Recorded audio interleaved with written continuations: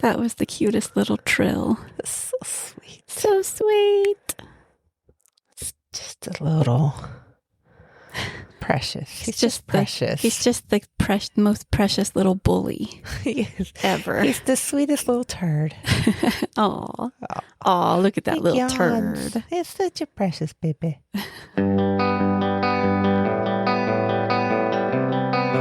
Hello. How are you? I'm good. What's up? How are you doing? I'm fine. Welcome to episode 42 of Jess and Hids Make a Podcast. You know what? We failed. Why? Because we should have done like a hitchhiker's guide. I know. Yeah. It's fine. We should have. We can read some, oh my gosh, let's read some Vogon poetry for the and another thing. Okay. Done. Okay. Cool. That's what we're going to do. Yep. Let me just trash the notes I made. I know. But I need that's to make good. a note of that, Vogon poetry, because I didn't really have much for the and another thing, but that's, yep. I'm going to write it down. Okay. I'm not going to Google that right now because I've been down enough rabbit holes. That's all right. All right. Yeah, episode 42. Episode 42. 42. What's new? What's new is that we survived our stay at the Hotel Monte Vista. We did. We met at the Monte V and we survived the Monte V. It was great. Nothing weird. Well, two weird things happened. Okay, a weird thing happened. A weird thing happened to you. Two weird things happened? Yeah, all the electronics drained. Oh, yeah, not mine though. But I had mine plugged in all night, which I don't usually. So, Mine was fully charged when we went to bed, and I think also Sarah's was, and we woke up to 0. Like mine turned off completely. Which oh my gosh! I mean, it drained that much that it was off. That's crazy. That's not ever happened to me. Yeah. Yeah, that was the only weird thing that happened to me and Sarah. What happened to you? I mean, I know, but do tell. So, like I mentioned in last episode, I had stayed there before when I was 18 years old. And this time, while we were getting ready for bed, I could have sworn I heard a voice whisper my childhood nickname, which is Jekka. I swear I heard it. I'm positive that it was a weird auditory hallucination because like there was movement. It wasn't completely silent in the room. You were moving around. I was moving around. Mm-hmm. And the air conditioner was running. Air conditioner was running. Like there were noises happening. So I'm pretty sure it was nothing, but it was just weird because it sounded just like my nickname, which nobody has used. I don't use it at all. Like I've never ever called you that. My dad still uses it, and a handful of other random family members still use it. And I don't think Sarah even knows it. Yeah, Sarah didn't even know it. Up to that point, didn't know it. So, and she was in the other room. So, like, yeah, crazy. That was a weird little moment. Yeah, it was weird. I don't know. I remember I was looking in the mirror in the room, and I heard it. And I turned to Hids and was like, "Did you hear something?" I heard nothing. So I turned back to the mirror and I was like, cool. No, thank you. Just my childhood nickname. Not a big deal. Cool. But it was a fun stay. We had a cute little 2-room suite, and it was the John Wayne room. The John Wayne room. Yeah. On the 4th floor. Yeah, it was room 402, I think. Yeah. Yeah. Yes. Which we initially thought was the wrong We did. Room. Well, because like I mentioned it was a 2-room suite. You go in and you see the one room with the one bed. And that's all we saw before we explored more. I was like, well, shoot, they gave us the wrong room. So I went down to the desk, and the poor lady at the desk was already pretty busy. And I was like, I'm so sorry to bother you, but I think you gave us the wrong room because we booked two queen beds. And so she was just like, oh no, that's the right room. Just go through the bathroom. The other room's there. I felt really stupid. Oops. Yeah. The other weird thing was that the fourth floor, the elevator had an out of order sign on it. Oh yeah. Only on the fourth floor. But Yeah. it worked. Yeah. Which was weird. Yeah. I don't know. Maybe the call button doesn't work. That just occurred to me. Possibly. I never tried it. Yeah. I just walked down to the third floor and then got the elevator from there. Yeah. But yeah, it just occurred to me that maybe it's the call button that doesn't work on the fourth floor. Possibly. Yeah. That makes sense. Or Still weird though. It was weird. Yeah. Anyway, but it was fun. It was a good little night away from home. Yeah. And it was, we had a wonderful weekend with Sarah. Yeah. We also got to walk around on our way back here from Flagstaff. We passed Two Guns and we got to walk around that was fun. the remnants of the zoo that's there. What episode was that? 7. 7? I don't know. 8. 8. No, Cool. it maybe. Wait a minute. What's the other one that was with it? The Booktown. Okay, 7. Yeah. Okay. Sweet. I only have my stuff in my notes, so I don't know what you're. I was like, yeah, that was you. But yeah, we got to see that, and that was fun. We took some pictures with our goblins. Our goblins. Yeah, that was fun. It was hot. It was. Like the rest of the day and night previous had been overcast and rainy and nice and cool. But then on the drive back from Flagstaff, it got really hot. And then we got here and it was cool again, which was just weird. Oh, we drove through the petrified forest. Yeah, that was fun. And we learned that we're going to go camping there. Yeah, did not know that you could do that. Backwoods camping is totally allowed in the Painted Desert. So we're going to do that. We learned about recent discoveries. Very recent. So the petrified forest has 1,400 active dig sites. Yeah. Totally didn't know that. Did not know that. Crazy. I didn't realize it was actively still being excavated. Yeah. That's insane. And then what was it, 2 weeks ago? An intact some kind of skeleton. Tiny little pterosaurus. Yeah. Pterosaurus. A pterosaurus. Pterosaurus. A small bird like a flying dinosaur. Yeah. Think pterodactyl, but very small. Only intact skeleton in the world. In the world was found 2 weeks ago. 45 minutes from where we live. Yeah. I was like, what? Well, I guess 3 weeks ago by the time this episode comes out. Yeah. But yeah, that's just wild. Yeah. So, and they give ranger guided tours to the dig sites and they talk about the different things. So yeah, we're going to be doing that. Oh yeah. Yeah. I had no idea that was even a thing. I thought you just had these few areas you could walk around and that was it. But yeah, apparently I can't remember what the park ranger's name was. I think the last name was Lane, maybe. The one who gave us all the information. He was just a font of information, and I was like, I had no idea this was all this, and so I'm excited. I have to bust out the camping gear. Yeah, remember how to camp. It's been a while. I don't know. How do I set up a tent? I have no idea. I can blow up an air mattress. That's the important thing, because you just get the one that plugs into your car. I could do that. Yay. Oh man. Yeah, what else is new? October is fast approaching. I have a lot of things I have to knock a off lot the of to-do things list. to do. Yes. Starting tomorrow on my day off of work, I'm going to be designing some things. Metal? And yeah, probably. And some a new we're pretty much rebranding a little bit. Just our look though. Yeah, just the look of things. Yeah. Bringing it together. Bringing it all together. Bringing it all back to Warm Embers is what we're doing. Warm Embers. Yeah. But that's all we're going to say about it because the rest is a surprise. Yeah. And we've already done a whole episode on it. So we're just getting excited. Yeah. Hype it up. Yeah. I'm so excited.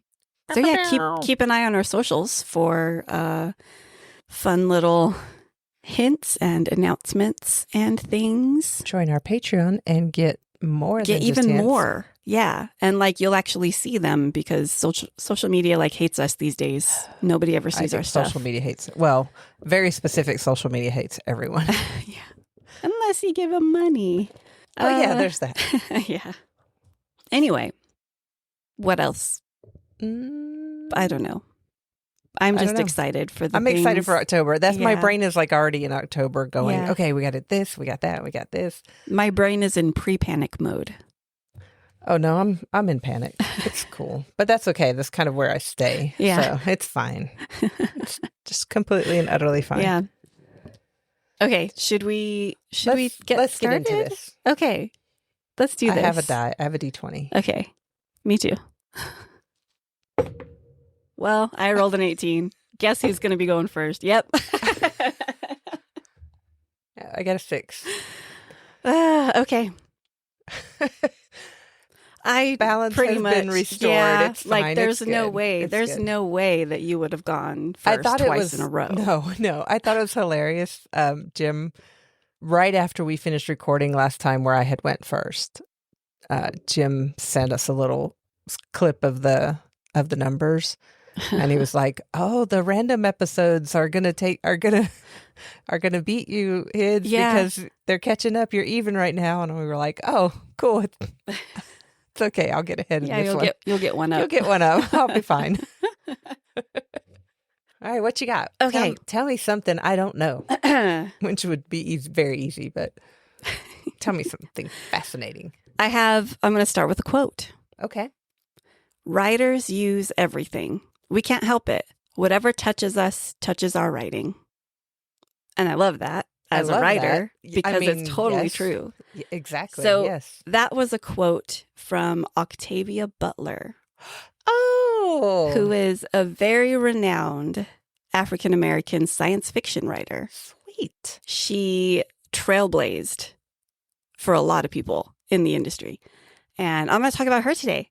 Fantastic. Yay, This was a listener. I got a cool woman in history. You got a cool woman in history. I know. That was like your jam in the first few episodes. Yeah. And then I started getting them all. Was this a listener it recommendation? Was, yes. Shoot. Let me look that up and see who suggested it. I should have written it down. Oh, man. Our list is long. Yeah, it's long. But it's also No, there's no name written here. Oops, that's on me. Well, if you're listening and you gave us Octavia Butler as a topic to put in our deck, thank you. And tell us who you are, and we'll give you a shout out next time. You've squirreled. I'm looking. You've rabbit holed down into something. Yeah, I'm like checking the email. So I was like, who should this be? Who should this be? Or who did it? Oh, I don't know. I'll find out. And I'm sorry for not writing it down. It's okay. Okay. They'll let us know. All right.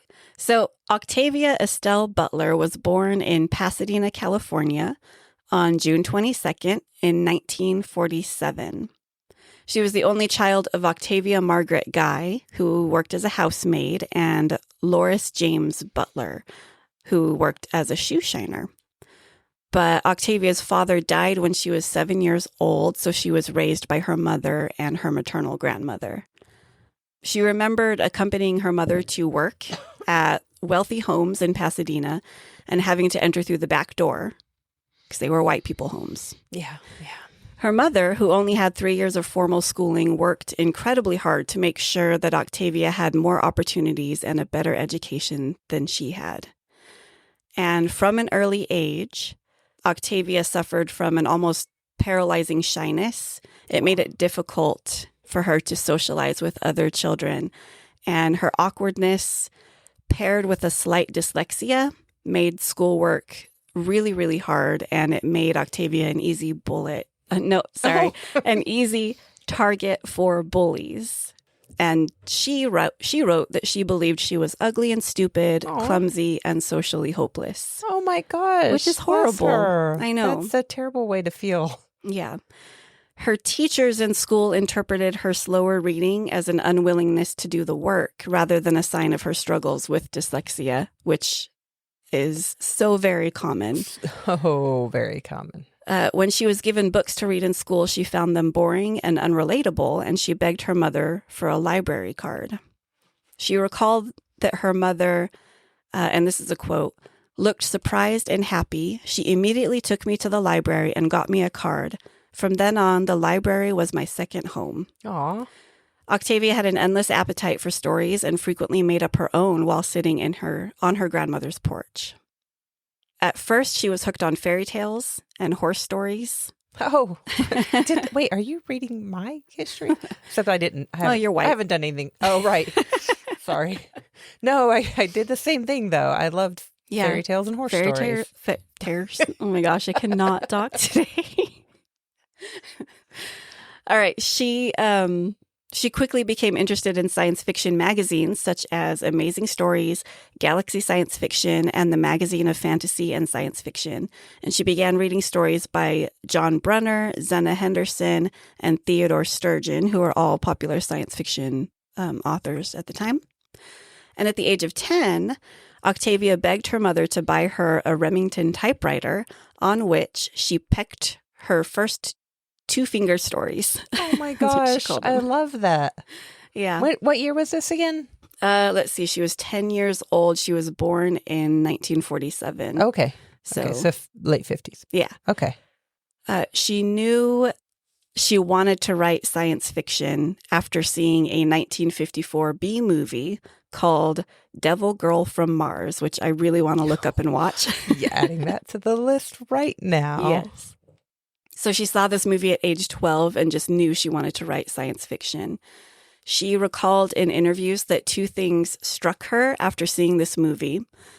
At first, she thought somebody got paid for writing that story. And then she thought, geez, I can write a better story than that.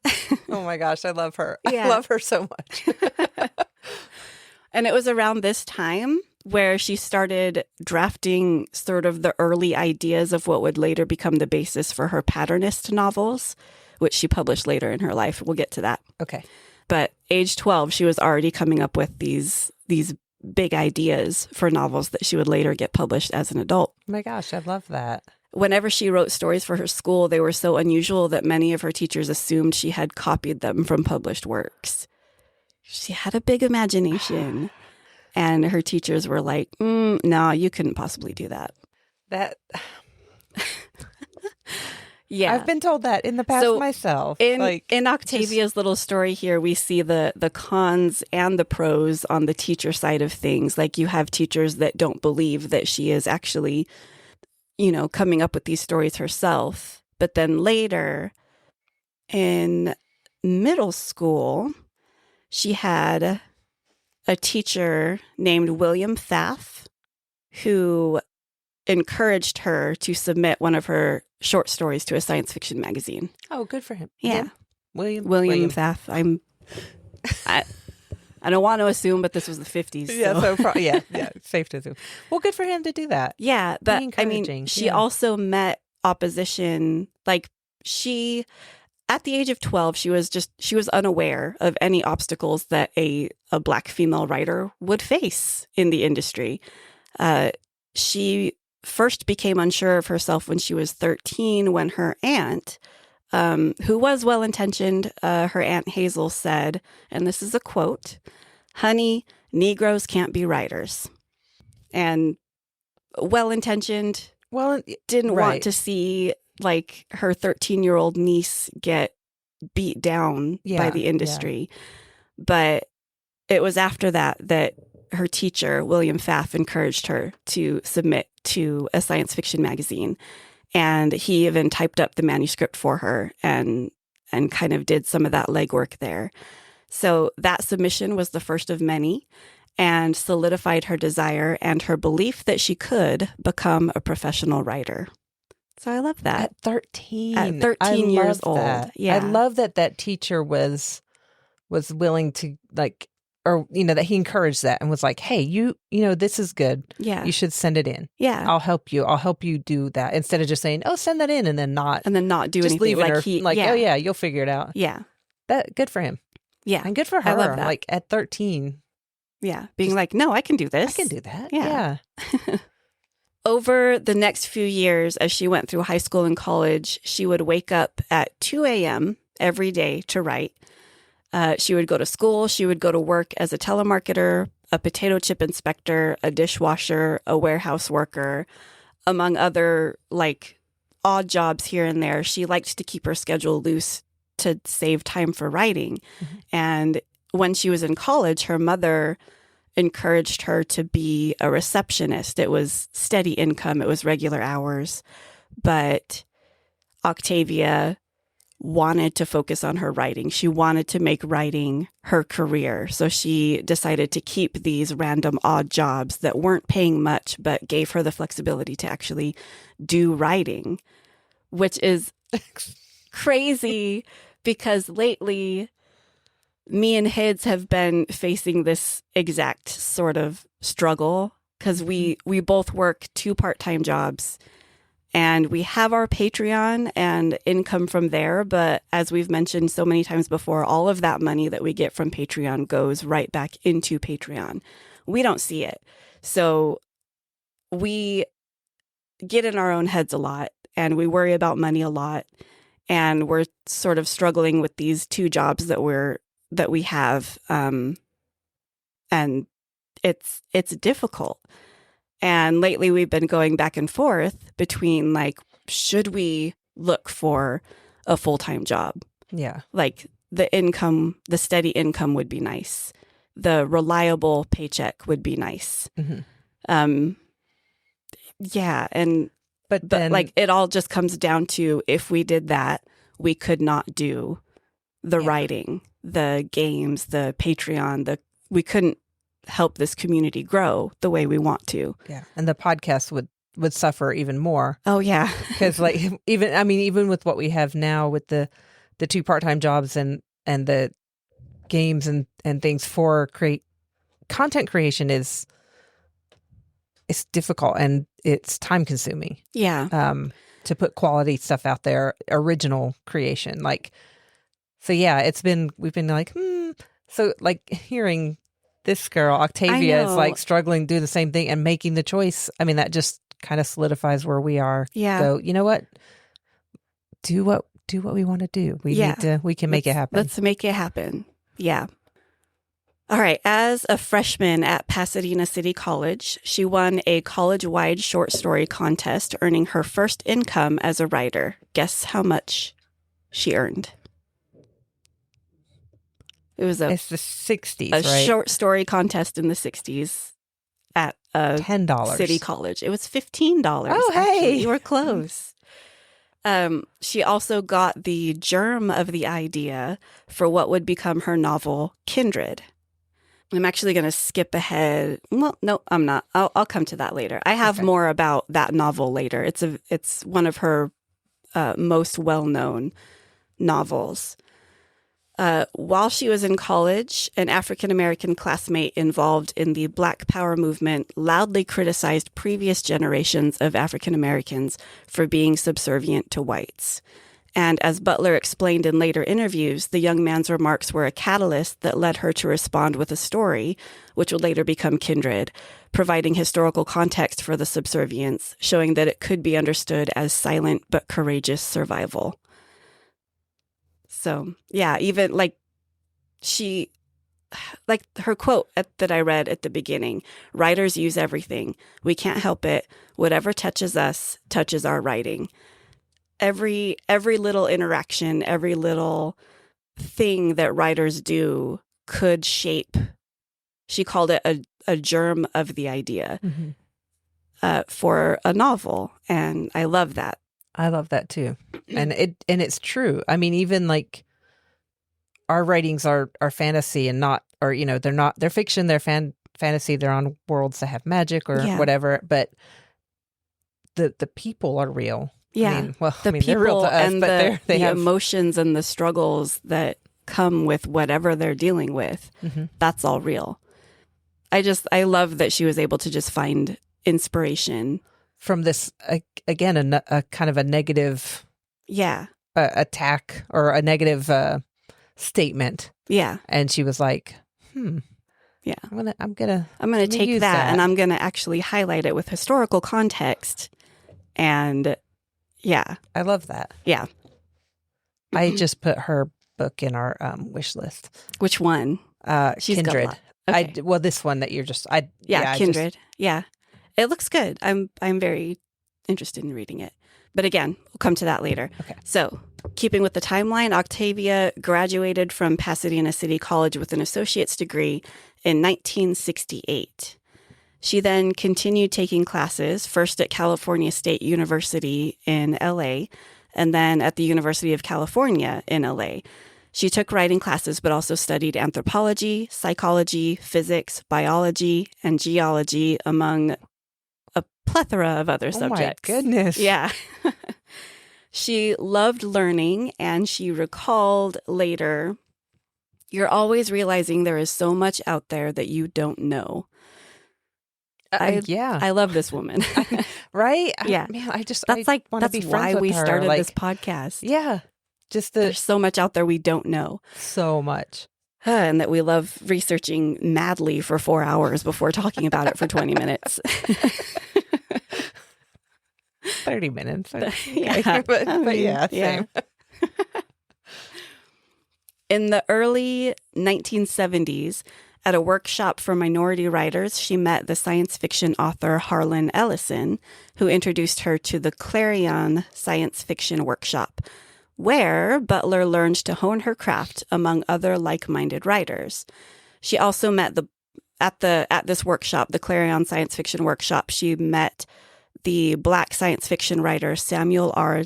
Delaney, who became a longtime friend. She also sold her first stories. She sold 2 of them. The first one was Childfinder. She sold that to Ellison, who included it in his unpublished anthology that was titled The Last Dangerous Visions. That anthology was eventually published in 2014, and then it was titled Unexpected Stories. So at the time it was unpublished, but she still sold it to him. It later did become published in 2014. The second story she sold was called Crossover. She sold it to Robin Scott Wilson, who is the director of the Clarion Workshop, who published it in the 1971 Clarion Anthology. So I'd like 2 stories sold. Listen. Yeah. I want to find these and read them. Yeah. Listen to them. I mean, they might be on they might be on Audible. Audible. But yeah, she attended a writer's workshop, immediately sold 2 short stories. That was awesome. Despite her success with the short stories, Butler struggled to get other stories published. After a series of rejections, she shifted gears and tried to write her first novel. She wrote herself motivational notes to help herself stay focused on her goals. One of the notes says, "I am a best-selling writer. I write best-selling books. Every day, in every way, I am researching and writing my award-winning best-selling books and short stories. Every one of my books reaches and remains for 2 or more months at the top of the bestseller lists. So be it, see to it." I love her. Yeah. She's just like manifesting. I know. I have an image of another little note that she left herself. It also ends with that, "So be it, see to it." And I kind of love that. I do. I love that. Yeah. The first manuscript that she wrote when she shifted to novels was purchased by Doubleday and published in 1976. It was called Pattern Master, and it caught people's attention and became the first in the Patternist trilogy, which was the idea she had when she was 12 years old. Wow. Yeah. I love this woman. She is amazing. Yeah. So the next book in the series, Mind of My Mind, was published in 1977, then Survivor in 1978. It was then that she was able to stop working at temporary jobs and live on her income from writing. And she took a break from the Patternist series to research and write a standalone novel, Kindred, that was published in 1979. A little bit about Kindred here. I said I would come back to it. So it's probably her best known work. The book is less science fiction and more fantasy, and involves an African American woman who travels back in time to the horrors of plantation life in pre-Civil War Maryland. And I have a quote from her about it. She says, "I wanted to reach people emotionally in a way that history tends not to." The book was published in 1979. Kindred continues to command widespread appeal and is regularly taught in high schools and at the university level, and is frequently chosen for community-wide reading programs and book clubs. So this was the one that that argument that, you know, African Americans were too subservient to white people. Right. This was the one that highlighted their survival. Yeah. It wasn't subservience. It was survival. Yeah. Oh man, I have chills like listening to you describe that the story, because so the relevance of everything. Like, yeah, I love that it's still used and taught and put out there for consumption. That's fabulous. Yeah, I really do want to add it to our book club. Yeah, I'm thinking we'll put it on the month list. Yeah. I may just be like, oh, look, this one won. Yeah. We're reading this one now. We're not going to let you all vote for it. We're reading Kindred. We'll do it the way we have always. We'll put it on the list for voting. We'll put Kindred, and then we'll put the Patternist series. It'll just be all Octavia, but Octavia for October. Oh, we're just going to have a go with the whole thing there. Okay. So she did finish the Patternist series with 2 more books, Wild Seed, that was published in 1980, and Clay's Ark, that was published in 1984. So at first it was a trilogy, but then she added 2 more books to it. Oh, okay. So it's 5 total. Okay. Yeah. Let's see. There's Pattern Master, Mind of My Mind, Survivor, Wild Seed, and Clay's Ark. Yeah. I'm going to not do it now because I keep getting scrolled, but I'm going to put those on our Amazon wish list. Yeah, all of them on our Amazon wish list. Yes. Octavia's rise to prominence began in 1984 when Speech Sounds, a short story of hers, won the Hugo Award for short story. And a year later, Bloodchild won the Hugo Award, the Locus Award, and the Science Fiction Chronicle Reader Award for Best Novelette. So add all these to the list. Yeah, I'm just gonna I'm gonna go to Wikipedia, find her list, and just write all these books down.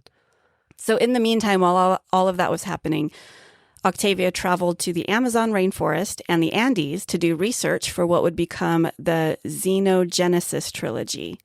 The books are Dawn, that was published in 1987, Adulthood Rights, published in 1988, and Imago, published in 1989. These stories were republished in 2000 as the collection Lilith's Brood. Oh. So write that down. Okay. Also, I would like to go to the Amazon is research for our Scarab Whispers book. I know. Same. And then I also want to go to... I want to go to Egypt. And I want to go to the Sahara... No, wait.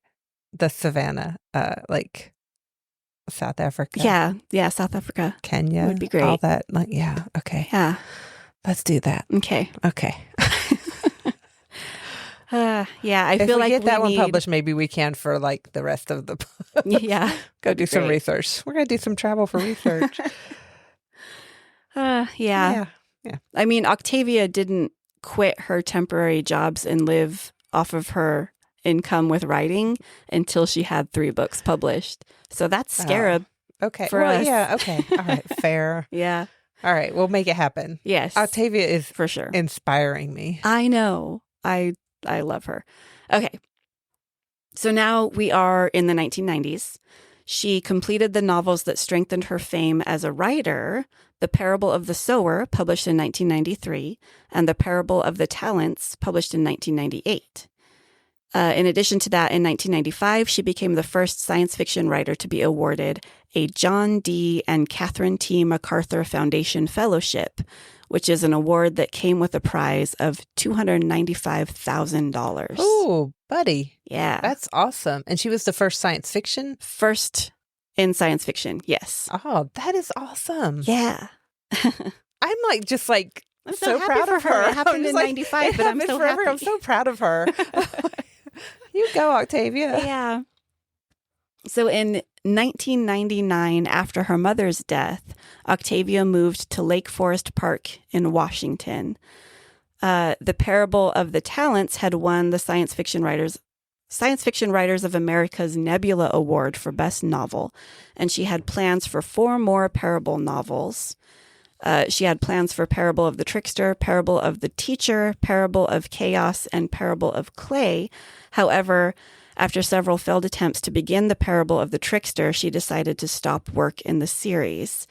And later in interviews, she explained that the research and writing of the Parable novels had overwhelmed and depressed her.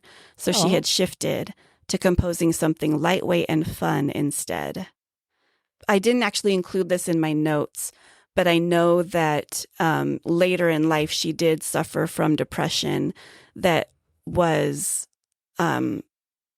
maybe not caused by, but certainly not helped by her blood pressure medication that she was on at the time. Yeah. So yeah, she started researching these books and just couldn't go through with it because the depression had gotten so bad.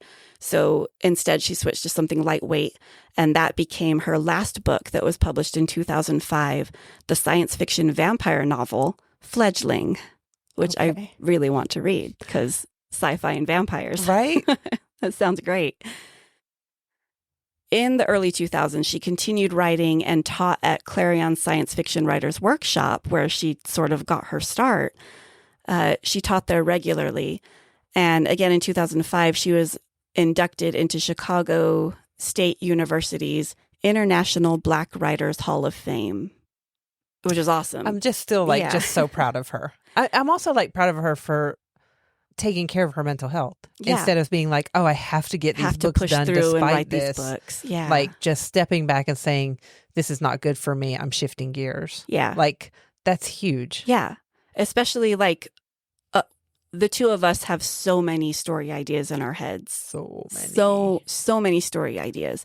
And of course, we want to see them all written and finished and out there for other people to read. Which is terrifying. But I want you all to read this, but I'm terrified that you're going to read this. But if you're a creative writer, you want to share your stuff, even though it's terrifying. And at this point, she had already achieved so much that writing more books, she found her passion. She achieved her dreams. All the little notes that she left herself, the manifesting, it happened. And so to be able to scale back and be like, actually, let's just table this and go with something more lighthearted for her own mental health, I think that's admirable. That's very admirable. That's a decision that I would struggle with for sure if it were me. Yeah, I would be like, would I have to get this out there? I have to. I said I was going to do it. Yeah. I have this idea in my head. Yeah. It needs to come out, but yeah, just the research and trying to get it written. Like I said, it would be a hard decision for me. Yeah. Octavia disagreed with the idea that African American characters only belonged in science fiction if their race was crucial to the plot, which at the time was the predominant way that African American characters were included in the genre when she began writing. So we're kind of switching back to early days. She once said in an interview, "I wrote myself in since I'm me and I'm here and I'm writing. I can write my own stories and I can write myself in." Butler's writing became an early pillar of the subgenre of Afrofuturism, which UCLA defines as a wide-ranging social, political, and artistic movement that dares to imagine a world where African-descended peoples and their cultures play a central role in the creation of that world. And I love that for her. Yeah, it's such a trope. You know, that it's like, oh, well, if you have anyone non-white, there's a very There's a specific reason. reason for having them Yeah. in there. Yeah. Yeah. Yeah, I've noticed a shift in the fantasy and sci-fi genres that's not really a thing anymore, and she sort of spearheaded that. I love that. Yeah. I'm so glad that you got this, because I'm just sitting I here like, know. oh, I love her. I love her. I love her. I was very happy when I drew the card. At first, I mean, I am white, so I was intimidated at presenting this, pillar of African American culture.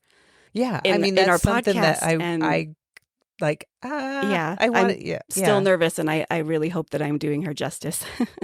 I'm in love with her. Yeah. I mean, I'm just like, I want to know more about her. I want to read all her books. I want to read all her books and all her short stories and all the things. All right. I do have a little bit more. Yeah. Octavia Butler died outside of her home in Lake Forest Park, Washington on February 24th, 2006. She was 58 years old. Oh, gosh. Contemporary news accounts were inconsistent as to the cause of her death, with some reporting that she had a fatal stroke and others indicating that she died of head injuries after falling and striking her head on the walkway. Oh. Another interpretation said it was a combination of both, and this was backed by Locus magazine, that the stroke caused the fall and the subsequent head injuries. Yeah. I'm sure there's a coroner's report somewhere that says it. But probably. I learned that in Washington State, coroner's reports are not public. Oh. In North Carolina, they are. There you go. You can go. North Carolina, you can literally just go to City Hall and get a report on anyone. In Washington State, you have to prove that you are family or like law enforcement. Whatever. Yeah. That's interesting. I don't know what the law is for Arizona. But I didn't look into that. Yeah. I might add that to my list. It's not relevant to this particular topic. No, it's just one of those random things. Yeah. But that is sad. 58. It is very sad. She maintained a long-standing relationship with the Huntington Library and bequeathed her papers, including manuscripts, correspondence, school papers, notebooks, and photographs, to the library in her will. And I actually have the Huntington Library's, they did a little blurb. It's one of my references about the exhibit that they had about Octavia Butler. The collection, comprising 9,062 pieces in 386 boxes, 1 volume, 2 binders, and 18 broadsides, was made available to scholars and researchers in 2010. And that's actually where I found the image of her little inspirational note. Yeah. I was going to ask you earlier I was like, I wonder if she just kept all those, and if she looks back at those at any point in time and it's like, you did it. Yeah. You did it, girl. Yeah. I'm sure she did. Like she did keep them. Yeah, I mean, donate them. So yeah, I'm sure she did. I could just picture her sitting in her home, just looking over all of the little inspirational quotes, and then looking at all of the awards on her wall. And if ever time travel, I know. Go back in and be like, stay, look what you can do, which I'm not going to paradoxes and all that, but Oh man. I know. Yeah, just like how fabulous would that be? Yeah, that would be amazing. She donated one of her typewriters to Smithsonian Institution's Anacostia Community Museum for a 2003 to 2004 exhibition celebrating Black American literature. And then I just have a few more bullet points about just like the themes in her writing. Beyond race, Butler explored tensions between the sexes and worked to develop strong female characters, which became a hallmark of her writing. She also challenged traditional gender identity. Bloodchild, for example, is a story about a pregnant man. And in Wild Seed, one of the patternist novels, the plot develops around 2 shape-shifting and sex-changing characters, Doro and Anyanwu. Oh my gosh. Anyanwu. Okay. Doro and Anyanwu. After her passing, she won more awards. In 2018, she won the Eisner Award for Best Adaptation from Another Medium. So Kindred, was adapted by Damian Duffy and John Jennings as a graphic novel. Oh, okay. And I guess that's what won the Eisner Award. But it was it's her work. It's her work. In 2012, I'm going in reverse order. We started with the most recent one. That's fine. So in 2012, the Solstice Award for Science Fiction and Fantasy Writers of America, she was awarded that. In 2010, she became an inductee in the Science Fiction Hall of Fame. In 2000, the PEN American Center Lifetime Achievement Award in Writing. In 1999, the Nebula Award for Best Novel went to Parable of the Talents. And since her passing, her books have continued to rise in popularity, and many have forthcoming TV or movie adaptations. Oh, wow. She once told PBS that her oath was, do the thing that you love and do it as well as you possibly can and be persistent about it. Can we write that quote down Yes, on our board? And we really need to. With her wonderful name. Yeah. I love that. That's all I have about Octavia Butler. Oh, she seems like she was such an awesome... Such a trailblazer, right? Trailblazer. Not only was she a prominent African-American science fiction female author, she had, like I said, age 13, she got her first glimpse at not really failure, but can I really do this? Right, yeah. When her aunt said, no, you can't do this. You can't be a novelist. Yeah. But she continued, pursuing her dreams. And thanks to her teacher in middle school and just her grit and perseverance, she was able to prove pretty much society wrong, by doing what she loved. I love that so much for her. Yeah. And I love that she got to see so much of her work, do well and get those awards. I know a lot of them were given to her posthumously. Yeah. But she also got so many in her life and got to see and got to be, she get to see what she did and the impact. And I'm sure she's inspired so many people. I mean, she's inspiring me right now. Yeah. Same. Yeah. 10 years after she's passed, I'm like, I have read science fiction, but I've never I don't follow the genre. I'm more in the fantasy genre. 20 years. She passed in 2006. Oh my gosh. Anyway, I interrupted you, but yes. No, it's fine. Oh, ouch. Yeah. That hurt. Oh man. But oops, I smacked my microphone. I have not heard the name because I never yeah. I read very specific things, and then occasionally I'd pick up there's a year's best science fiction short story anthology, and I read a couple of those, but I can't remember what was in them. That was forever ago. I like science fiction, but I didn't actually get into science fiction until I was in college. And I didn't really look for books that were already out there. I just kept my eye on what was currently popular. Yeah. So there's so much content out there. And like Octavia said, there's so much that we don't know. That includes books that we haven't read. And I mean, every time I talk with someone now, what are you reading? And they rattle off 10 different stories. By the way, kudos to you all who can read more than one book at a time and keep track of them. Well done. But yeah, so many, I'm I have never heard of these books or these authors. And I'm I just make lists and lists and lists of books I want to read, and just finding the time to do that. Yeah. There's so much out there. Thankful and for audiobooks. I know. That's the only way that's the majority of my reading this past year has been via audiobook. So. Yeah. Because I can listen to that at work. Yeah. Yeah. Exactly. And every single author who is published will give other authors the advice to read. Mm-hmm. Read. And I need to take that advice. Yeah. I'm trying. Yeah. But Octavia Butler is definitely an author I would like to read. Yeah, for sure. I mean, just a couple of the overviews that you just gave little segments, and I'm like, I'm down. Let's go. I want to read that. Yeah.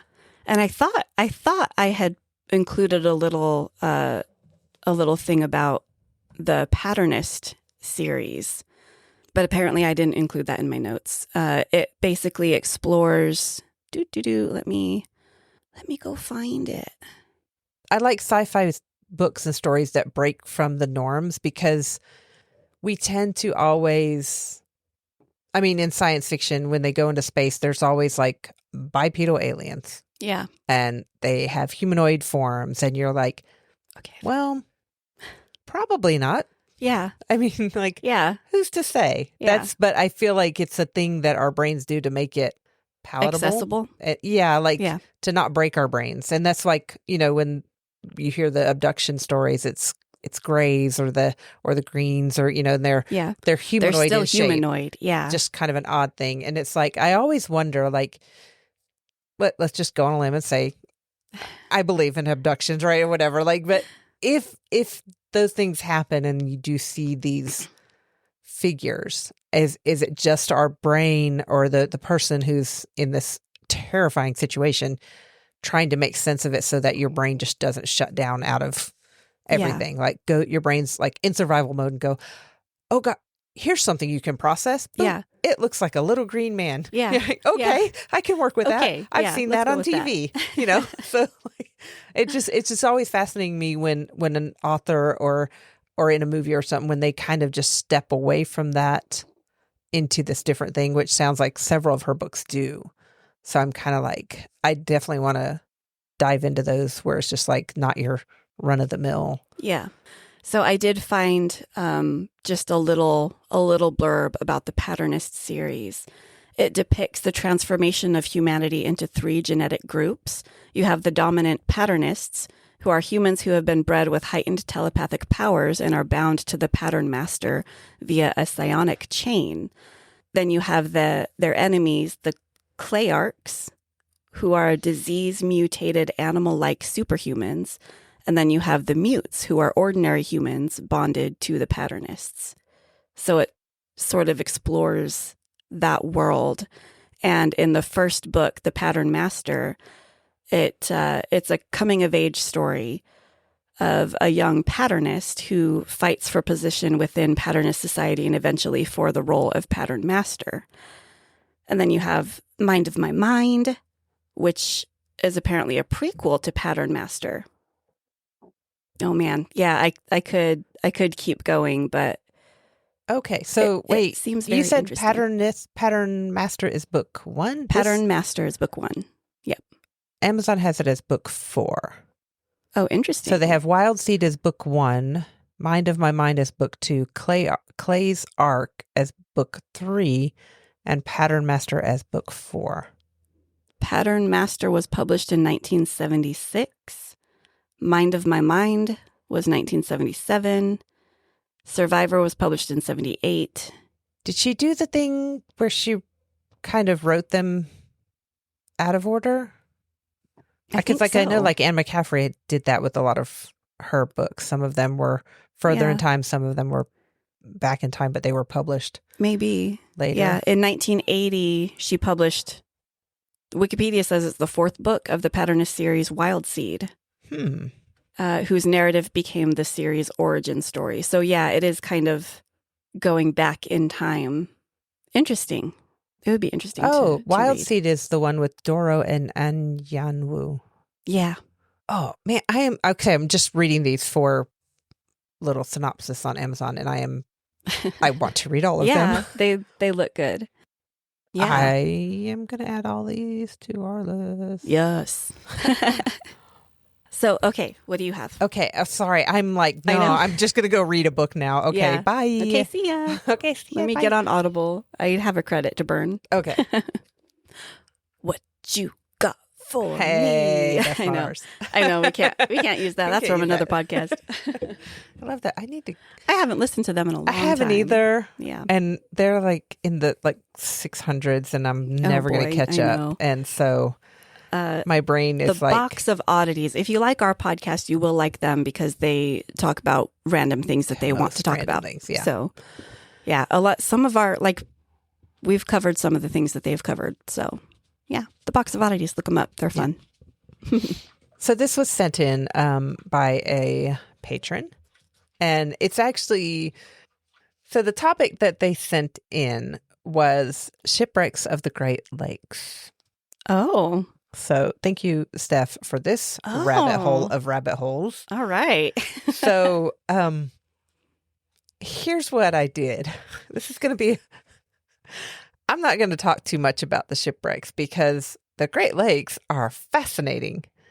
I'm going to do some shipwreck talk in our bonus content and another thing. Oh, sweet. So if you want to hear about those, join our Patreon. I forgot to mention what I was going to talk about in the bonus content. Yeah. What are you going to talk about? I found on Goodreads a page of Octavia Butler's quotes. Oh, from books and from her. Yeah. Sweet. Yeah. I'm excited. I'm going to write them all down. Cool. Well, you have them written down they're already. here. So, okay. Anyway. So yeah, I'm going to talk about the shipwrecks, but what I'm going to talk about right now in this episode is going to be a little bit about the Great Lakes themselves and why there are so many shipwrecks there. Okay. So we're going to talk about that. Cool. Is it ghosts or is it a Bermuda Triangle situation? Is that where the Bermuda Triangle moved to? No, there's this Mishy-Peshu. Okay. Okay. I didn't even touch on the cryptids of the Great Lakes region because there's a lot. That's a whole. We'll get to them when we get the cryptid card again. We'll get to those guys. Sweet. Okay. So the Great Lakes we're talking about are also known as the Great Lakes of North America, and I feel like everybody kind of in America and Canada knows exactly where these are or about where they are. But for our overseas listeners, we love you. Yeah, please keep listening. These are a series of freshwater lakes that are on the Canada and United States border in mostly Michigan area, but like also Wisconsin, Ohio, Toronto, Canada, all in that area. There's these. They also get called the Finger Lakes. They look like a big hand. They're kind of weird. Yeah. And I have a ton of fun pictures. Yay. Because they're beautiful. They are really pretty. So I'm just going to go. I'm going to read this little actual definition of the Great Lakes from Wikipedia. The series of large interconnected freshwater lakes that span the Canadian-United States border. The 5 lakes are Lake Superior, Lake Michigan, Lake Huron, Lake Erie, and Lake Ontario. Ontario? Whoa. I know. I was like, wait, is that a regional thing? I don't know where that came from. Okay. Ontario. Okay. Ooh, that's weird. So if you look at it in scientifically, Lake Michigan and Lake Huron are actually a single body of water. But there's the Strait of Mackinac. I hope I said that right. That connects them, but it's all one body. Okay. The Great Lakes Waterway enables modern travel and shipping among the lakes, and they connect ultimately to the Atlantic Ocean via the St. Lawrence River, and through the Illinois Waterway, they are also connected to the Mississippi River Basin. Oh. So they kind of flow through the entire Midwest and then across the eastern or northeastern portion of the United States. Yeah. So huge. That's a lot. Yeah. Yeah. They're very, very connected. They are the largest group of freshwater lakes on Earth by total area and the second largest by total volume. Wow. And they contain 21% of the world's surface freshwater by volume. Dang. That's crazy. I did not realize. 21%. I knew they were huge, but I didn't realize how big they were. Yeah. So I'm just going to go. I have a bulleted list of neat things. Okay, neat things. Yay. And then I'll go into like the danger, why they're dangerous. But I think kind of as I read these neat things, you'll start to piece together why there are so many shipwrecks here. All right. They've also been called inland seas, even though they're not technically seas. Yeah. But they have rolling waves, sustained winds, strong currents, great depths, and distant horizons. So you can be in the middle of this lake and not see the coast. You can think you're in an ocean. Which is weird for a lake, because typically a lake you can see a shore from some point on it. Yeah.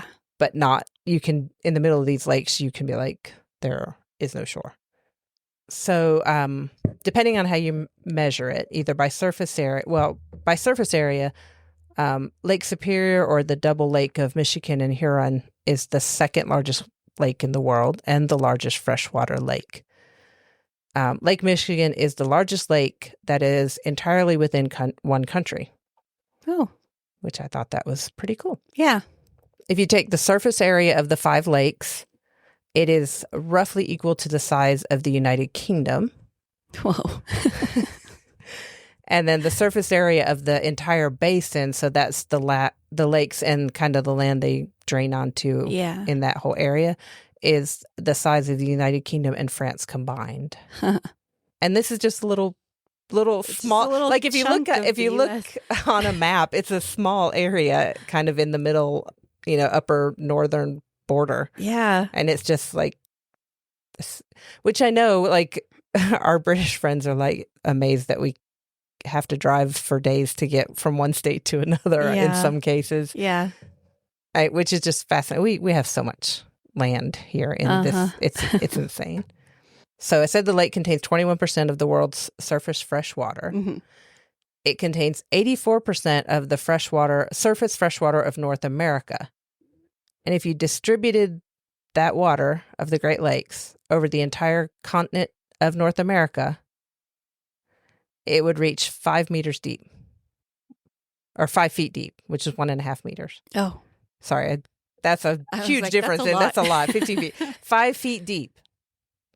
The entire continent of North America, not just the United States, like North America. Yeah, that's a lot. Almost as tall as me. Some of my short friends would be swimming. Yeah. So if we shrink it down to the 48 contiguous U.S. states, it would be 9.5 feet deep. Wow. That's crazy. This is why I started reading this, and I was like, I got so many rabbit holes. Yeah. I told you at one point I had like 20 odd tabs open because we'll get scientific later. Yeah. Of course there are so many cryptids associated with it because it's almost as mysterious as the ocean. You don't know what's down freaking deep. It is indeed exactly that. So, Lake Champlain, speaking of cryptids, Champy. It briefly became the sixth Great Lake of the United States in 1998. Why did it get demoted? Well, so President Clinton signed Senate Bill 927. It reauthorized the National Sea Grant Program and contained a line declaring Lake Champlain to be a Great Lake. And this status allowed neighboring states to apply for additional federal research and education funds allocated to these national resources. So it was kind of like, hey, it's a Great Lake because the Great Lake is already getting this research and stuff. Okay. So there was a bit of an uproar, and the Senate revoked the designation on March 24th. So for 12 days or 18 days, I can't do that math in my head right now. I'm sorry. But the New York and Vermont universities did continue to receive the funds to study and monitor Lake Champlain. Oh, that's cool. So they still got it, but they were like, okay, this isn't one of the Great Lakes. Calm down. But you can still have the money to study. So it worked out in the end. Good. It was good. They didn't lose their allocations, which is nice. Cool. So except when their water is frozen during the winter, more than 100 lake freighters operate continuously on the Great Lakes. They are a major water transport corridor for bulk goods. And the Great Lakes Waterway, which I mentioned briefly, connects all the lakes. And then the St. Lawrence Seaway connects the lakes to the Atlantic Ocean. In 2002, 162 million net tons of dry bulk cargo were moved on the lakes. Just in that 1 year? Just in 2002.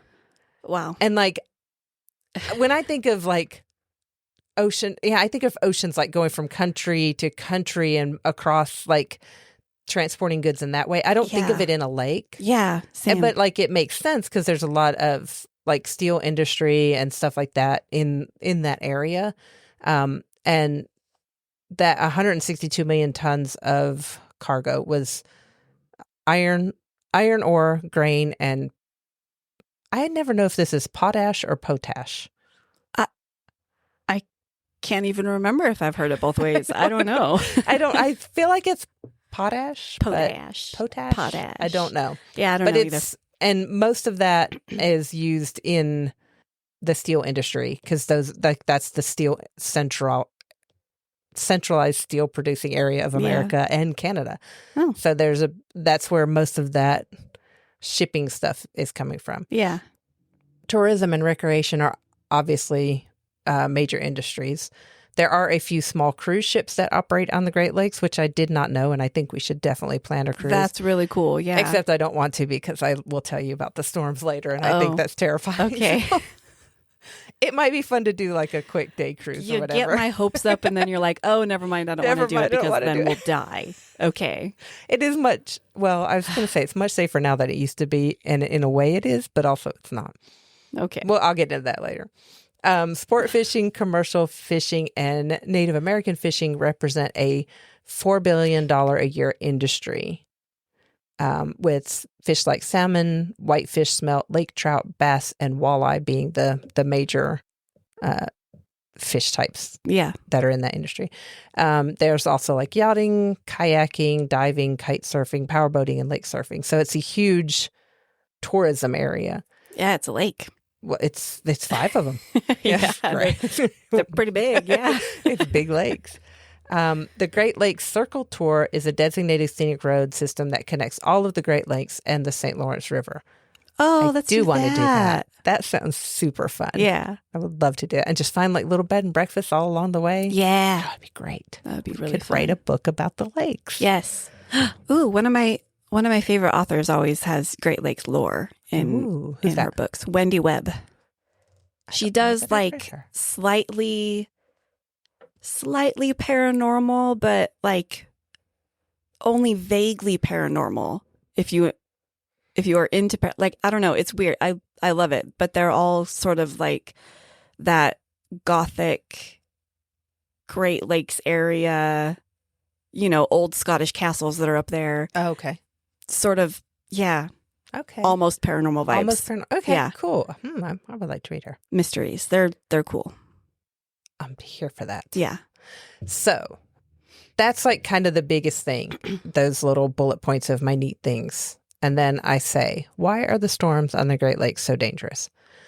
Like you expect ocean storms to be dangerous because you're hundreds of miles from anywhere. Yeah. And there's like, sure, you can send a SOS and somebody will get to you eventually and hopefully you'll still be floating or whatever.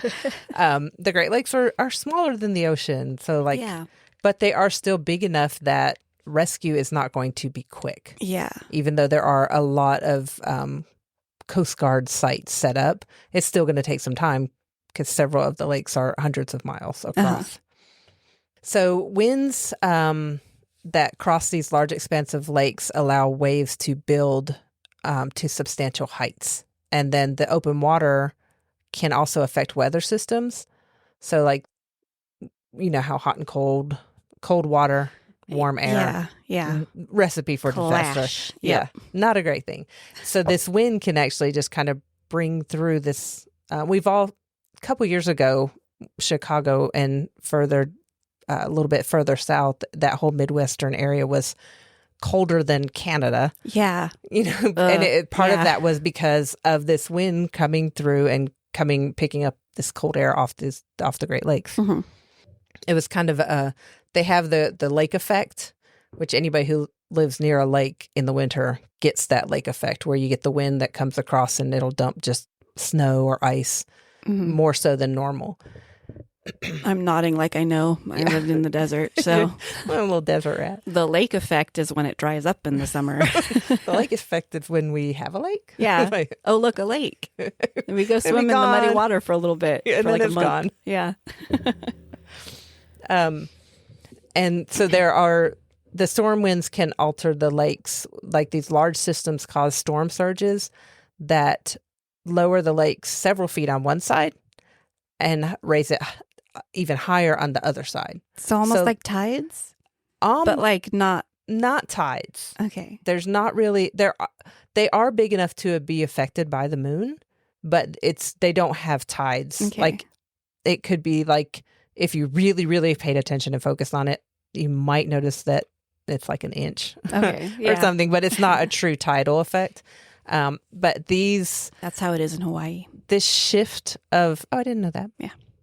That's crazy. Smaller islands. I mean, probably for the same reason, they're smaller islands surrounded by big water. The shifts are on the edges of the big water and not so much in the middle of it. I don't know if that's no, that makes accurate sense, science, but yeah, when I lived in Hawaii, there were not really tides. That's so cool. I didn't know that. So never stop not learning. Big tides anyway. Yeah. That's crazy. I mean, like we have tides, I would go to the beach and you'd have the water is a few feet away from, the dunes. And then at low tide, it's way a half out. a mile out to sea. You're like, where did all the water go? Yeah. And then you have no beach after that. So this storm surge, or not storm surge, the winds that cause this effect of one end of the lake being very shallow, the other end being flooded, is called a seiche. Seiche. Seiche. I don't know that word. That's a word I I've learned. never heard I before. learned it today in one of my deep dives. And this is like fascinating. And I have some pictures. I'm going to show you. This was in 2024. This happened. There was a huge storm. It happened in 2022 and in 2024 when these winds come in across these lakes and they just push the water, and it takes a long time. These typically they last 6 to 8 hours, where this huge storm surge, it's just like if you took a tub of water and then just tilted it. Yeah. So that all the water's on one side and the other side is empty. Right. But the wind is pushing this volume of water towards the other shore. And like I said, they typically last 6 to 8 hours, but this one lasted 72 hours. And I'm going to show you this boulder that is usually submerged in water. Whoa. So this first one is 2022 and that was 2024. And I'll link this and we'll put the pictures up that's on cool. our website. But it says the 2024 picture has icicles on it. And it looks happened really awesome. in November and it froze. You've seen some of the pictures that people show where the ice is just like piled up. Oh yeah. On walkways and stuff. Yeah. So it's fascinating. Like I was just like, what? In this moment, the western edge, the western side of Lake Erie, like they could see the bottom of it. Wow. For this whole time this storm surge was there. The eastern side was flooded. Like that's crazy. 10 and 15 feet deep flood storm surge. Wow. While this wind it's just this wind pushing that's the water. Crazy. You wouldn't think. I mean, I know we live in Snowflake. The wind gets really strong here, but you wouldn't think it's strong enough to move that much water to make that much of a difference. It's insane. And it's because these lakes, the way they're shaped and the length of them, most of them are longer than they are wide. So there's nothing to break up this wind because of the way they're situated. It just pours down with there's not like islands and stuff in there. Yeah. There are islands, but none of them are big enough to stop this wind effect. Yeah, it's not really causing any kind of wind resistance at all. So it just pushes, which is one of the reasons this can happen. These surges can happen quickly. And like November is their big gale time. That's when there's a lot of deadly storms, and they don't go on the water, and they're kind of always watching the weather and kind of being aware of what's happening, but it can happen really quickly. Yeah. The two major storms came in 1868 and 1869, and these were one of the main reasons that a National Weather Forecasting Service was started. Oh. To try to keep track of these. So thank you, Wow. Great Lakes, Yeah. for our weather forecasting service, because it's life-saving in many events where you get those weather alerts for tornadoes, for hurricanes, for, just any kind of severe any kind weather. of severe weather. Yeah. You get those alerts on your phone or on your radio, whatever, and you're kind of aware of it. These storm surges in the Great Lakes were kind of one of the main things to push that into creation. That's cool. Which I think that's absolutely fascinating. That is a neat That thing. is a neat thing. Such a neat thing. Yeah. So I got a lot of information. I'm going to link all the websites, but I did get some fun first-person accounts from some Reddit posts about these, Cool. which I thought I like kind of that. I mean, like, I love scientific articles and stuff, but I like kind of when people are like, oh man, yeah, this happened to me. Yeah. And so I'm going to link the Reddit post that talks about this. This one user says, one of the weird things about Lake Michigan is the gradual depth change. You can go really far out and still touch. If you get far enough, you can't hear people on shore and they can't hear you scream for help. You have a really long way to swim if the current starts to pull you. There is a surprisingly far cutoff point where you can still touch and feel safe, but a current can drag you out even while standing. I don't trust the Great Lakes at all and will never go in above my waist. And it's cold as crap. So they said, like, Lake Superior in June, it can be 49 degrees. Oh my gosh. In the water. And I'm just like, Nope. And nope. I have been to Chicago in October and went to Lake Michigan, and I was like, wind coming off that so lake. cold. I froze. Yeah, it was so cold. Yeah. I did take my shoes off and put my toes in the water for about 10 seconds, and I was like, nope, that's way too cold. Yeah. And and it was a warm day, the day I was there that we did that. It was a warm, sunny day, and I just was like, oh man, this is going to feel really good. It was painfully cold.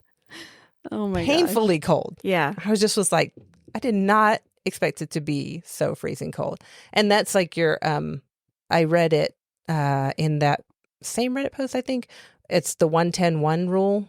You have 1 minute to catch your breath and pull yourself out of the shock of hitting the water.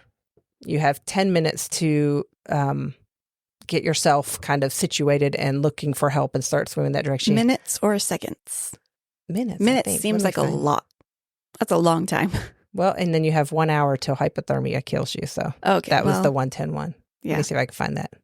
Insert music here. Do, do, do, do, do. I have too many tabs open. You have 1 minute to control breathing after the initial shock, 10 minutes of effective movement for self-rescue, and 1 hour before hypothermia leads to unconsciousness. Effective movement for self-rescue. That makes sense. Yeah. Okay. Yeah. So, which I didn't know that because I just don't go in water. Not when it's that cold. Not when it says cold. But I was like, oh, that's okay. That's good. Yeah. So 1-10-1. If you're going to be around cold water, remember that. Okay. Just So don't get in. A little bit more about the SAISH. Yeah. SAISH. And the article I found had so many like equations, mathematical equations on how these winds that I went, I don't have time to become what do they call a scientist? I'm just going to say scientist because I don't know which department is it. So a SAISH is a large standing wave oscillating in a body of water. And that means that it's moving this way and there's a smaller undercurrent wave that's coming in behind it, but joining it. Okay. Instead of just rolling along, right, across the top. It affects top and underwater. Okay. They can occur on any enclosed body of water, including lakes, bays, or harbors. And they're very common in Lake Erie. And major SAISH events occur about every 1 or 2 years on Lake Erie, which is crazy to me. Yeah. But like those 2 pictures I showed you were kind of major events more than just, usually it's just a few feet on either end. But then there's these major ones where it drops like 8 or 10 feet and you can see the bottom of the lake. Lake Erie is the shallowest of the Great Lakes. I have seen Lake Erie. From the Canada side. From the Canada side. I have only seen Lake Michigan from a plane. And standing on it, in it. Well, you dipped your foot in it. I dipped my foot in it. But like when you fly in to Chicago from North Carolina at the time, you fly across Lake Michigan, and the plane turns. Yeah. And you're tipped over looking at it's terrifying. Yeah. As someone who's afraid of water, especially deep water, it's terrifying when your plane is tilting and you're on the window looking, going, ha ha, there's nothing under me. This is going to be great. It's going to be fine. It's going to be fine. Okay, sorry. Well, to be fair, if the plane were to fall, there would be stuff under you. It would just be plane parts. And there would also be plane parts on top of me. Yeah. Yeah, it wouldn't be great either way. So I love flying though. I feel safer flying than in the water. So in the air is safer than in the water. I don't know. So the seiche is similar to a storm surge on the ocean where you'll get this sudden increase of water like during a hurricane. Uh-huh. But it can cause this oscillation to go back and forth for lengths of time, where the storm surge tends to only be a limited amount of time. Yeah.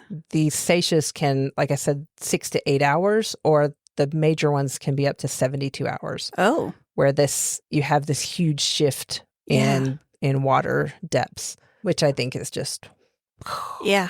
In 1954, the remnants of Hurricane Hazel piled up water along northwestern Lake Ontario near Toronto and caused extensive flooding and established a seiche that subsequently flooded the south shore as well.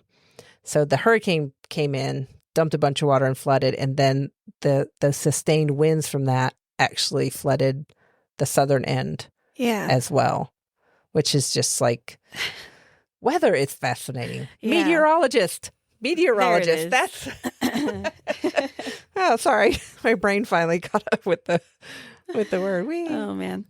On July 13th, 1995, a large seiche on Lake Superior caused the water level to fall and then rise again by 3 feet within 15 minutes, leaving boats hanging from the docks on their mooring lines when the water retreated. Yeah.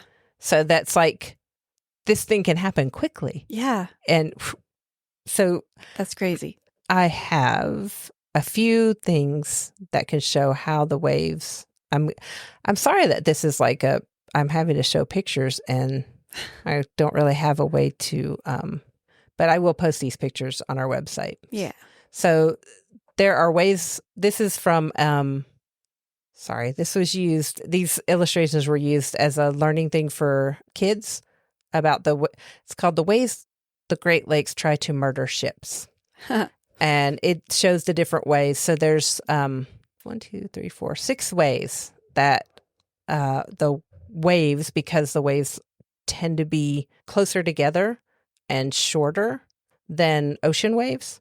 So one of the ways is a cresting failure, and this is when a large wave kind of lifts a boat in the middle so that the ends of the boat are hanging in space. Mm-hmm. And that puts a lot of stress right in the center of the boat and can cause it to snap in half. Yeah. Another way is plowing, and that's when the tip of the boat goes deep into a wave and the back of it is lifted up, but then there's another wave comes in and it kind of sends the boat under the next wave. Yeah. One of the dangerous things that happens there, especially in the shallower lakes, is when it goes under that wave and then it hits the ground or it hits the bottom of the lake, because some of these lakes are shallow. Yeah. Another thing that can happen is called bottoming, and this is when the boat is in the middle between the waves and it sinks down so low it hits the bottom of the lake. And then wave spanning is, how in the first one I talked about, the wave caught the center of the boat and lifted it up. And in this one, the waves catch both ends of the boat and basically just snap it in half. Kind of wow. The Kraken in Pirates of the Caribbean. Right. Like, and then swamping is when a wave just kind of overtakes the boat and just soaks it down. Yeah. And there's are some fun little pictures that I'll... Fun little pictures of Well, it's illustrated. boats Yeah, it's getting terrible. It's murdered. just drawing. So it's like, it's fun because it's not actual boats. We're going to talk about all the actual boats in the bonus content. Nice. But that's like I said, I closed some of them, but I had around 25 tabs open with different read about this one and about this one. And one of the things we are going to talk about and another thing is one of the most well-known wrecks, and that's the Edmund Fitzgerald. Oh, yeah. Which had a song written There's about a it in the song 70s. about that. Yeah. And here is the thing I wanted to show you. The size of the Edmund Fitzgerald in comparison to the Titanic. Oh, that's crazy. That's big. It's very big. It's nearly the size of the Titanic. Yeah. And it was almost as well decorated and designed. It was a very opulent freighter for its time. Was it? Yeah. It's a freighter. It had private showers in the crew quarters. It had air conditioning. Wow. And fancy dining areas for the crew and passengers. So yeah. That's cool. Which is like, what? I wouldn't expect that. But yeah, I'll talk about that in another thing. But that was just my kind of overview of the Great Lakes. That I just was like, oh, I'm just going to read off a few shipwrecks. And I'm like, wait a minute. Those are things that I did not know. I didn't know either. I mean, that's just like the only, okay, I don't study geology and geography and know all the things. And I just go, yeah, the Great Lakes exist. Okay, it gets stormy up there. Yeah. And I remember have you ever read the Clive Cussler's books? No. He has one that starts off with this huge shipwreck. The story is about this shipwreck and it's devastating. And it tells this whole story. And then later on it's in Lake Michigan. Wow. And I was like, oh, I thought this was an ocean story. Yeah. I was like, okay, hang on. And I was like, wait a minute, are there shipwrecks like this? In Lake Michigan? I guess there are. Yeah. People travel across it. I just don't think about people packing all their luggage and traveling for several days on a boat across a lake. Yeah. It's just what? Lakes are, you just get in your little speedboat and you're on the other side in 20 minutes, Yeah. But yeah, there were several, I'll talk about it in the end, another thing. Some different other ships that spent some time escaping storms only to be trapped. And sweet. And sunk. I mean, not sweet. I sounded way excited about that. You were so excited about that. Oh, man. But yeah, that's just a little bit about the Great Lakes. That's fascinating. I'm sure we'll revisit them because there are many cryptids up there and also some other fun areas and things to talk about. Yeah, for sure. Definitely with the cryptid card. Definitely with the travel card too. Yeah. Cool. So, yeah. And then I think we have a little trip planned in that direction next year. We'll see what happens. Yeah. It'll be fun. If it's in the fall though, I'm not. We'll just wave at the lake. Going to the lake. I'll see it. I'll look at it. Yep, there it is. A lot of water over there. I will touch the water, but I'm not gonna. That's it. Yeah. Yeah, stick your toe in it. Yeah. You're yep, that's really, really as cold as I thought it would be. Yeah. Like I said, I've been staring at tabs for the past 2 days. Yeah. Just reading and then going, wait, no, focus back. You have to talk about this. Stop reading about this. The amount of times you've told me, I have rabbit holed. I've opened a new tab. Oh my gosh. Yeah. Over the last 2 days. It's been a problem. Yeah. So I just kind of tried to pick the juicy bits.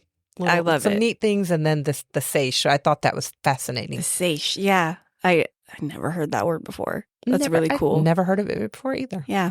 I can tell you, I forgot to write this in, but I still have that tab open. It was coined in 1890 by the Swiss hydrologist Francois-Alphonse Forel. He was the first to make scientific observations of the effect in Lake Geneva. So are there root words? Is there a French translation of the word? This Swiss-French dialect word comes from the Latin word siccus, meaning dry. As the water recedes, the beach dries. The French word sec or seiche descends from the Latin. So it's talking about the dryness of the lake. Okay. That's cool. I love that I just had that next sentence. Yeah. Right as you asked the question, I sounded so smart Yay. there. Actually, yes, it does. Yes. Let me tell you. Let me tell you about the origins of the word. Oh, man. I think and this is the one, I'll link this article because it's fascinating, but there's graphics and formulas to go with the different types of waves that can cause a Seiche effect. It's just, Yeah. I was like, my eyes started going cross. I was like, wait, I've gone into the science words. Science. I don't know. Oh, man. That's cool. So yeah, that's it. Sorry. Wait. What do we have to do distracted. next? Did you get Put your phone down. Hang on. Who's on Bubble? Well, Christopher was on Bubble last night talking about how he's been working on photography. Oh. And how he's going to post on Instagram. Okay. And he just got on Bubble again and was like, okay, I'm posting on Instagram. And he did. And I just sent the post. You're an problem. He's an odd idol. An odd idol. But yeah. Look at these fun pictures. Okay. Well, show me some fun.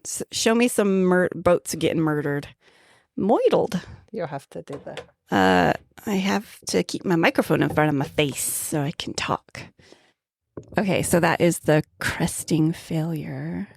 Plowing to ground strike. That one's scary to me. Yeah. Well, just the fact that a wave can be so big and then dip down so low that you could touch Hit the bottom. Yeah. That's crazy. Bottoming. That's insane. Wave spanning and you think about the freighters, they're long. Yeah, they're because long. they have to carry all that stuff, so that makes them even more prone to these different effects from the waves not being able to carry a ship the way they do in the ocean. Yeah, that's crazy. Oh man, it's nuts. Yeah, it's nuts.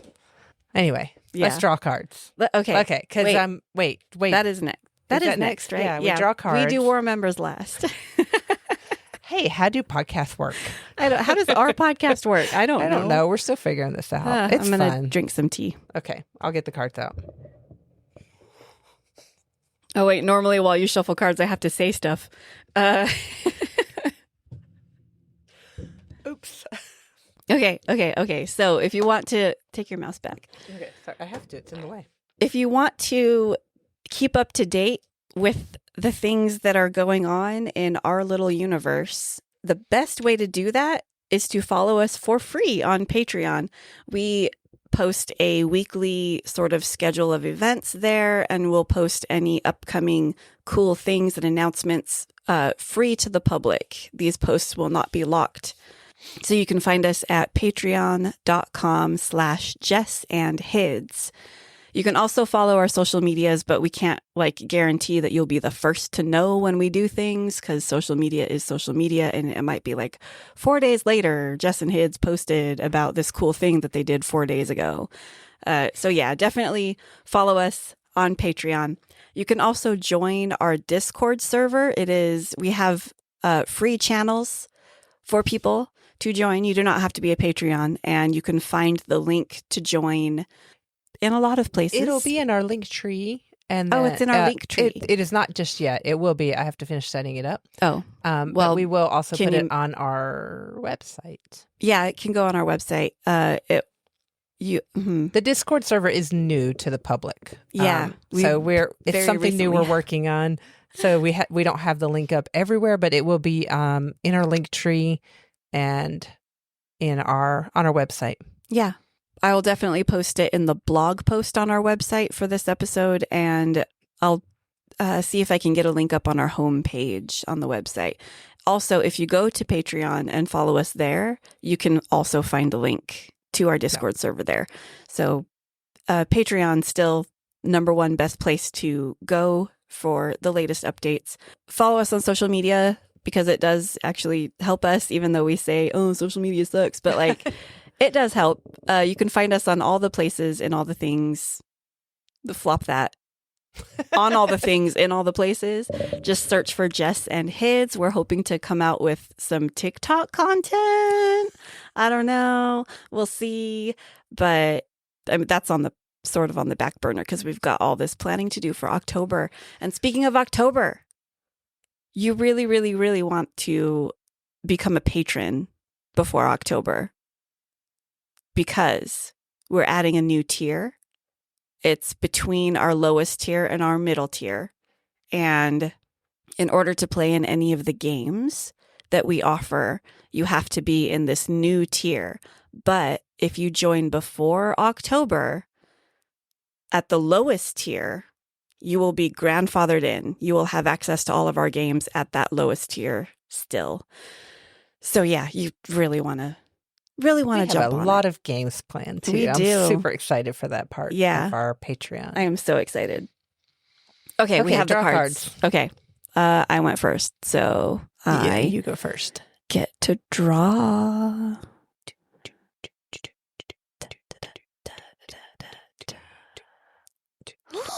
Oh, this will be fun.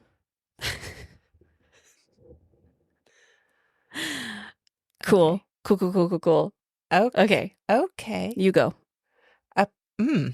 I almost said something that would have, well, it wouldn't have given it away, but I was going to be like, oh, okay. So, no, okay. You were going to be like, what? I was going to say words that would describe. Yeah. What words? I'm not going to say it.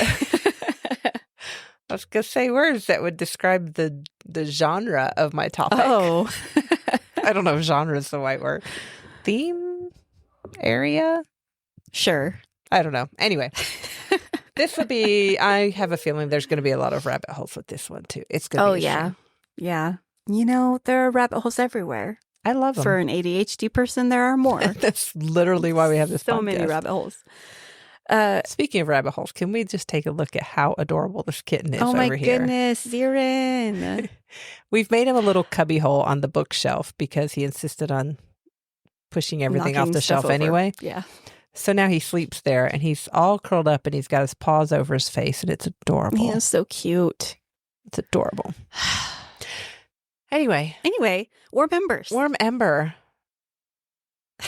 My warm ember is my warm ember. Like, okay, so like my warm ember is like so cool. No, I'm not gonna do that. My warm ember is a carryover from last week. Last week my warm ember was that we were having a visitor. Yay. And my warm ember this week is that we had that visitor and we had a wonderful weekend. And because our visitor was a vampire, we stayed indoors so much and we just got to just chill and hang out. And she encouraged us to be artsy and crafty. And I drew a lot of cryptid art. You did a lot of art. I'm like so into this. And yeah, it was just like it was just a chill, relaxing weekend. And we got to chat and catch up and I honestly just feel relaxed when I went for my massage yesterday and she was like, girl, I didn't have much to work on. Oh, good. Which is, she has never said that. Yeah. So yay. That's my warm member. Yay. My warm member happened today and during my topic. I just love how inspirational Octavia was. And no, I almost said similar struggles, but her struggles were way different. Wait. But we talked about like trying to juggle a flexible schedule and less pay so we can write more, or do we look for a better job with more pay and better hours, but cut back on the writing and Patreon? It's like, yeah. We've been thinking about that a lot lately, and just the fact that Octavia just stuck with it and kept writing and manifested that for herself, that was very inspirational. And that was my warm member. I love that. Yeah. I do, like, I love learning about her. I'm so glad you got her and I got to just sit and go, oh, yay, this is so cool. Yeah, she seemed really cool, and I really want to read her books. I have added most of them Well, I've added several of them to our wish list Yay. on Amazon. Cool. We should post our wish list. Yeah. We should. Yeah. No, it's fine. Well, yeah, we might. I don't know. If you feel like just helping out two struggling authors and podcasters. Yeah, by buying stuff. By buying a book. Reading is important. Yeah. I would say if you feel like helping us out, go to our Patreon. Yeah. Yeah. That would be great. That would be fun. Yeah. But also we accept gifts. Oh, man. Okay. Anyway. I think we should go now. Yeah. We should go. Yeah. All right. Thank you for listening. Please share us and leave us some reviews if you can. That'd be great on whatever app you listen to, Spotify, Audible, Apple Podcasts, wherever you listen, leave us a review. We would absolutely love it. And if you have a topic you would like us to attempt to research and not rabbit hole all over the place, but we definitely will, you can email us at jessandhids@gmail.com. JESSANDHIDS@gmail.com. All right. Yay. Yay. Drink some water. Stay hydrated. You thirsty little ramens. Thirsty little ramens. It's been a while since we said that, and that just popped in my head. I love Probably it. because my mouth is dry. Yeah. Like, I need to hydrate. I am a thirsty little ramen. I'm going to go hydrate. So we'll talk at you next week. Bye.